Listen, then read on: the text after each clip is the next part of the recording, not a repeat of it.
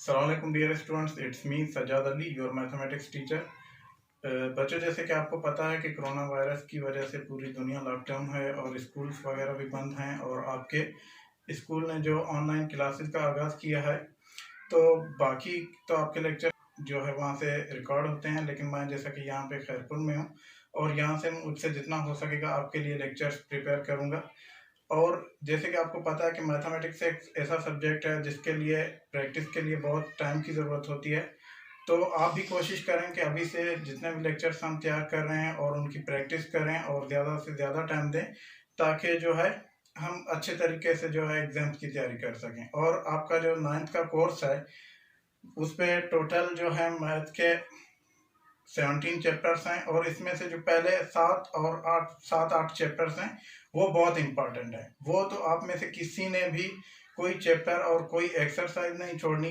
बाकी हम कोशिश करेंगे कि 17 चैप्टर्स ही हम पूरे करें, लेकिन ये जो 7-8 चैप्टर्स हैं उनकी हम 2-3 मरतबा या 4 मरतबा जितना ज़्यादा से ज़्यादा हो सकता है हम उनकी प्रैक्टिस करें। तो आज हम शुरू करने जा रहे हैं चैप्टर नंबर 1, जो कि है मैट्रिसेस एंड डिटर्मिनेंट्स। और हम ऐसा करेंगे हर एक्सरसाइज से शुरू, एक्सरसाइज के पहले जो है उसके जितने भी टॉपिक्स हैं उसकी डेफिनेशंस हम उनको समझने की कोशिश करेंगे, वहाँ पे हम अपना कॉन्सेप्ट बनाएंगे और उसके बाद जो है हम एक्सरसाइज सॉल्व करना शुरू करेंगे। तो जैसे इस चैप्टर का नाम है मैट्रिसेस। सबसे पहले तो मैट्रिक्स होता क्या है। जो सिंगुलर होता है उसे मैट्रिक्स कहते हैं और इसका जो प्लूरल होता है उसे मैट्रिसेस कहते हैं। तो डेफिनेशन पे आ जाते हैं कि what is matrix. In mathematics, a matrix is an arrangement of objects. Objects जो इसके होंगे मीन्स वो नंबर्स भी हो सकते हैं और वेरिएबल्स भी हो सकते हैं in the form of rectangular और स्क्वायर एरे। और इनको हम लिखेंगे रेक्टेंगुलर या स्क्वायर एरे में। तो एरे क्या होते हैं। अब एरे जो यहाँ पे हम इनको रोज और कॉलम्स में लिख रहे हैं इन्हें एरे कहते हैं। Its elements are written within square brackets in a definite order.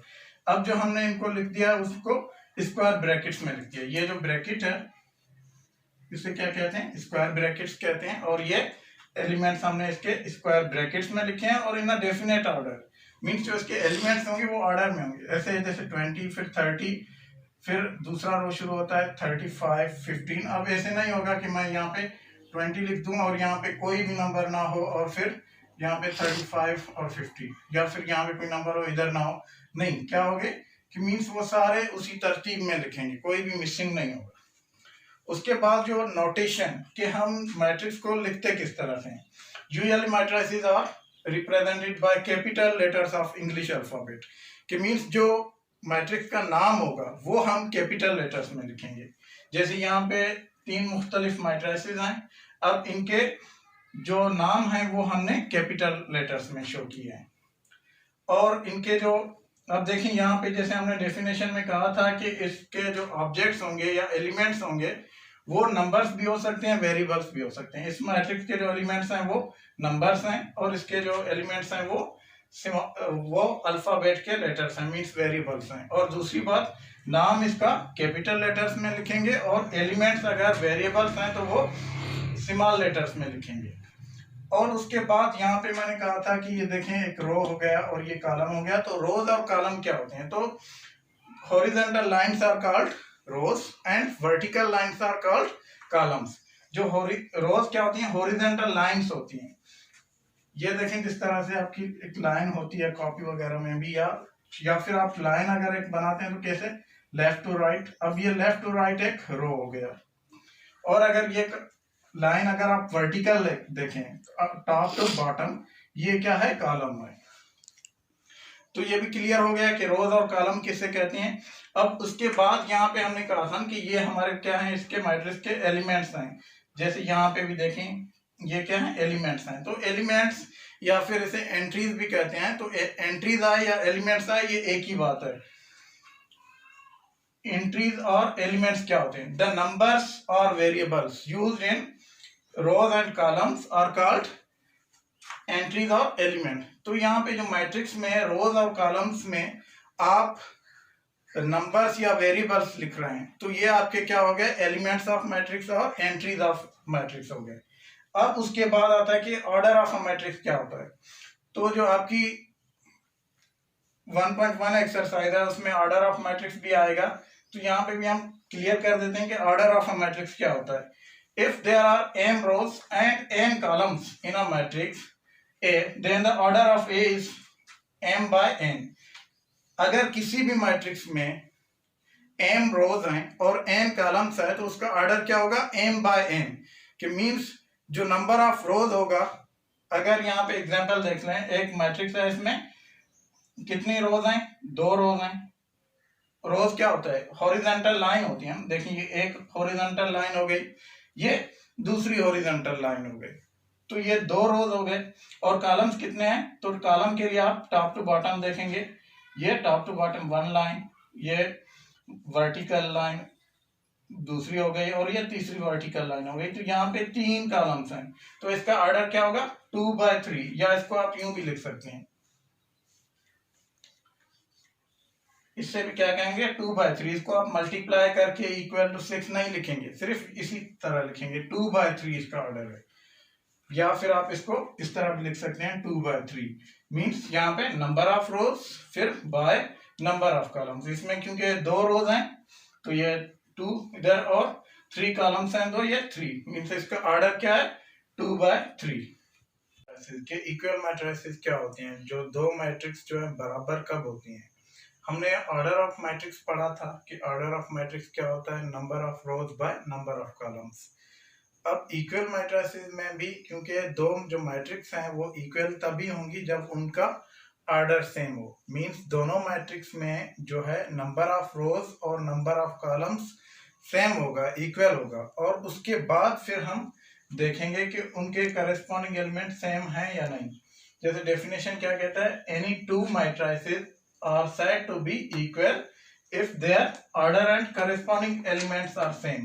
Order का कॉन्सेप्ट आपका क्लियर है कि ऑर्डर ऑफ मैट्रिक्स क्या होते हैं, तो यहाँ पे उन दोनों का ऑर्डर सेम होना चाहिए। अब हम समझेंगे करस्पॉन्डिंग एलिमेंट्स क्या होते हैं। करस्पॉन्डिंग एलिमेंट्स का मतलब है कि मैट्रिक्स, लेट सपोज अगर यहाँ पे हम एग्जांपल लेते हैं ए और बी मैट्रिक्स का, तो ए का जो करस्पॉन्डिंग, इसका जो करस्पॉन्डिंग एलिमेंट्स है 3 का, मींस यहाँ पे 2 + 1 क्या होगा 3।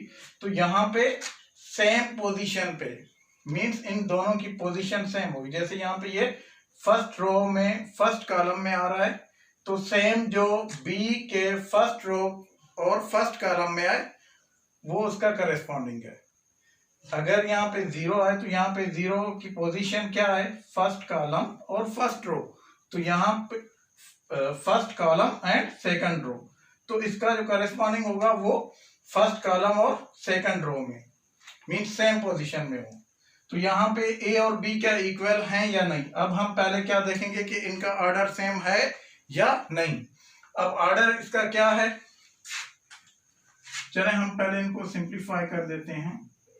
ये क्या होगा 3, ये 0 और ये 5, और यहाँ पे बी ये क्या होगा 3, 0 और 5।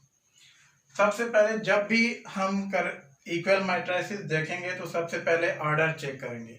अगर दोनों का ऑर्डर सेम है फिर हम करस्पॉन्डिंग एलिमेंट्स देखेंगे। अगर ऑर्डर सेम नहीं है तो फिर करस्पॉन्डिंग एलिमेंट्स देखने की जरूरत नहीं है, डायरेक्टली हम कह देंगे कि मैट्रिसेस आर नॉट इक्वल। तो सबसे पहले क्या चेक करेंगे हम, order of matrices. Order of A is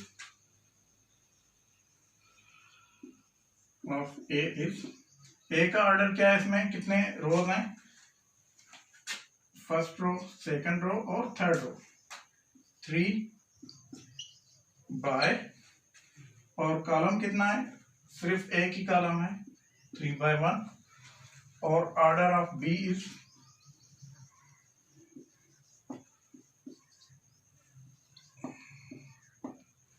अब इसमें देखें कितने रोज हैं, इसमें भी 3 रोज हैं, 3 बाय, कॉलम क्या है, सिर्फ एक ही कॉलम है 3/1।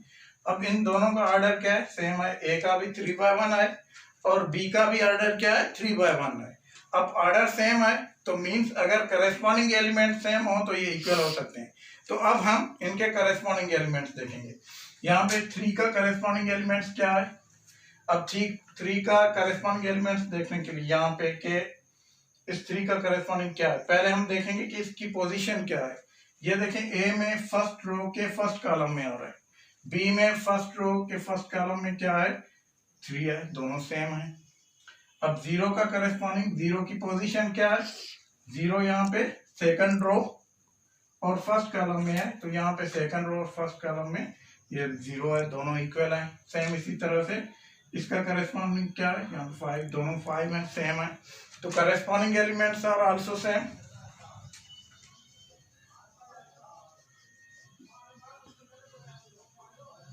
corresponding